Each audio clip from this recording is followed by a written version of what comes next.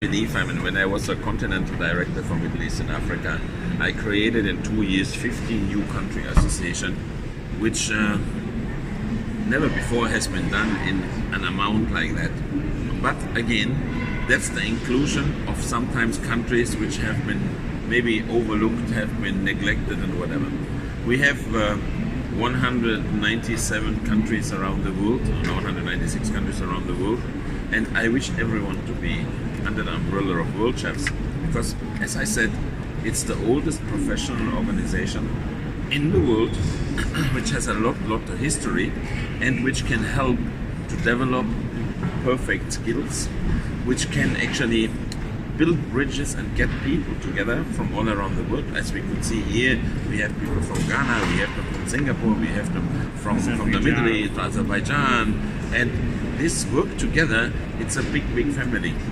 And I believe, especially nowadays, what I experienced when I was a kid with my grandparents and grandparents, there was a kind of a family bonding.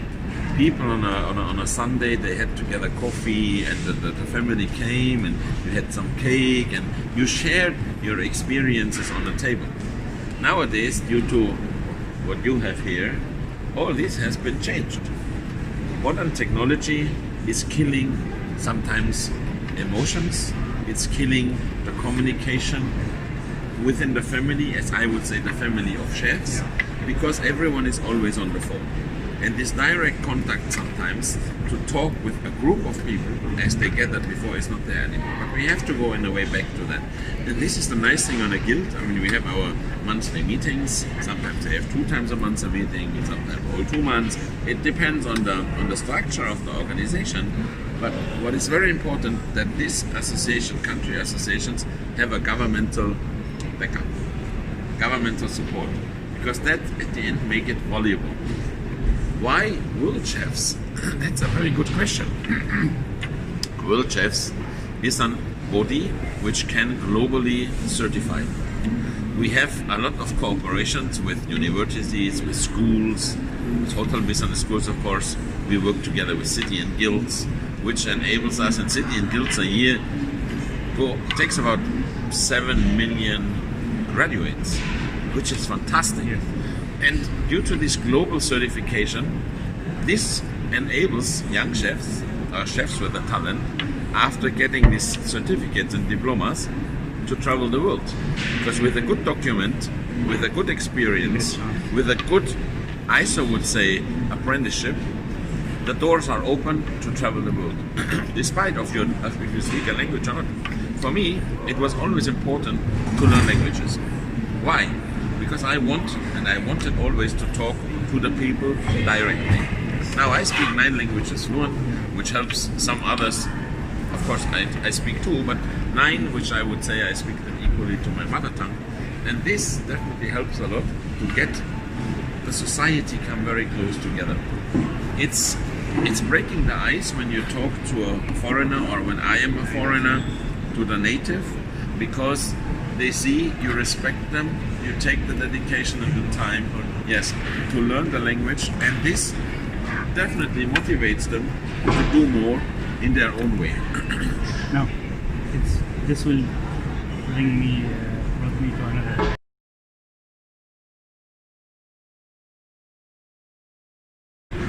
The competitions which we do on a local, regional, international and global level have different qualities and categories, but as we do the World Challenge and so on, I believe it is one of the key elements which is so important, because when a chef goes in a competition, he can showcase his ability, he is learning a lot, and for the hard work and dedication he gets through the years, he will get awarded.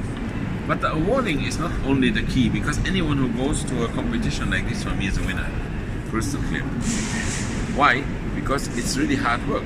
People sometimes for a big competition, they train 1.5 years, once a week, as a team, as a national team, and this is really worth to mention.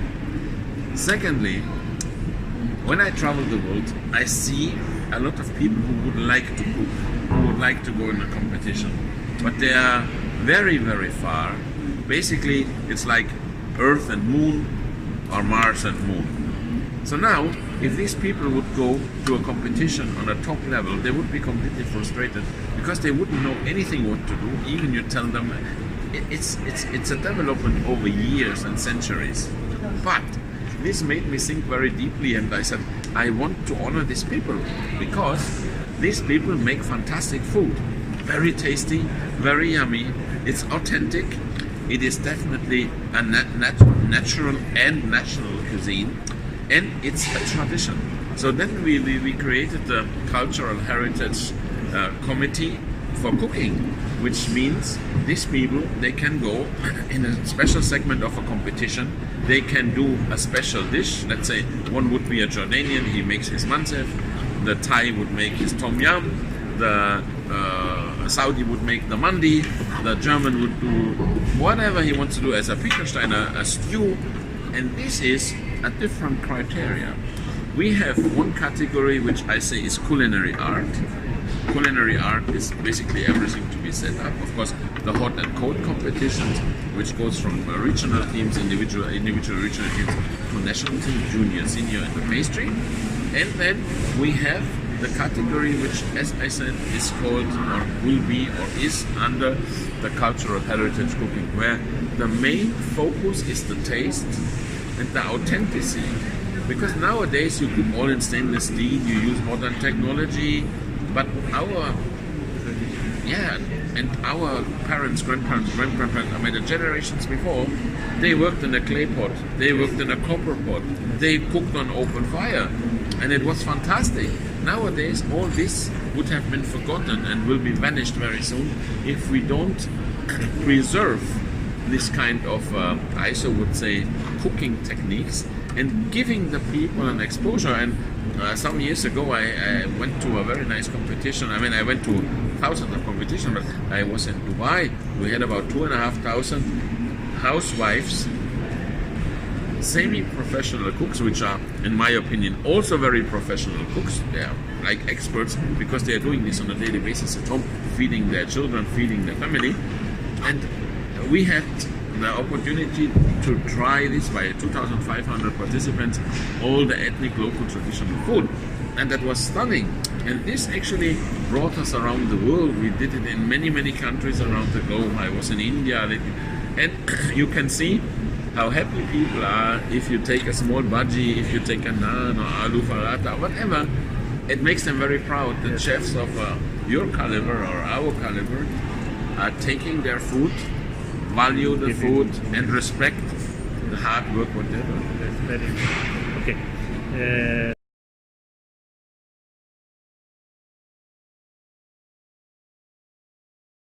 Last thing, 3 words to the chefs in all the world, Arabic chefs, Syrian chefs. Okay. Now, to all the chefs from all around the world, definitely for me it's very important to support you all, to give you a great, I would say, boost, to listen to what's your needs and what's your dreams of. We are creating a lot of things all around the world which are really, really helpful. You could see that in the past 4 years we did really a lot of things, even before. I mean, the whole time since the founding of the association, we really did a lot. For me, one of the key elements globally to speak is unite the world, despite of a color, race, belief, and gender. We want that everyone is treated equally, respected, despite where they come from. And I'm looking forward to see you all around the world when you come or when I come to meet for nice competitions, events, and gatherings. Now, as I am living since 18 years or 19 years, however, in the Middle East, and especially in Saudi Arabia, for the Arabic chefs, I have seen a lot of development in this time.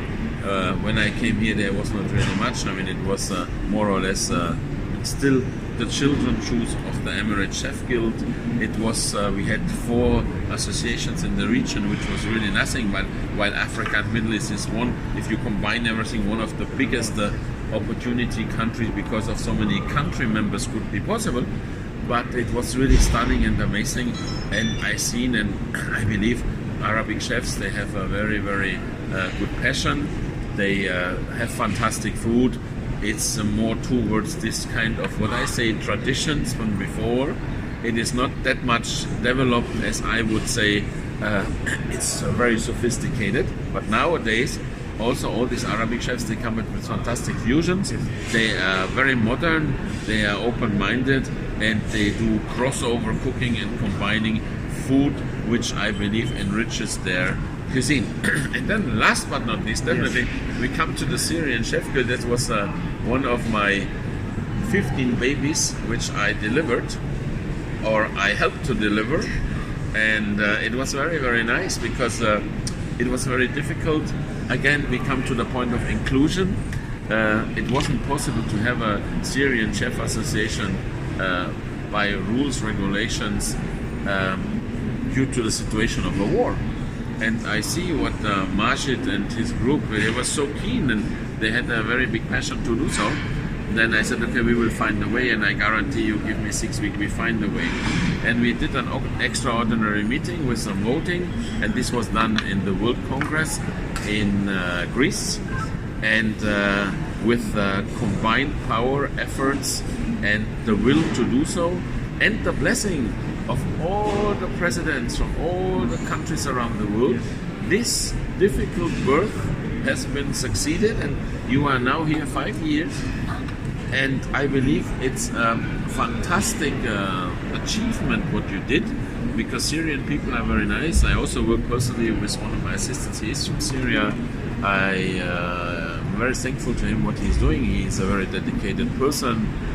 Adnan does very nice, and therefore I have a very close binding also to the Syrians. He just joined me lately, but I just can say I appreciate what you did, Majed, and I just wish you all the very best, and for your country, that within the nearest future you might have a possibility to go back to your country, to establish this also in Syria, to have it exactly as everyone would dream of. Let the war be over very soon, in a way or another, that everyone can live in peace together.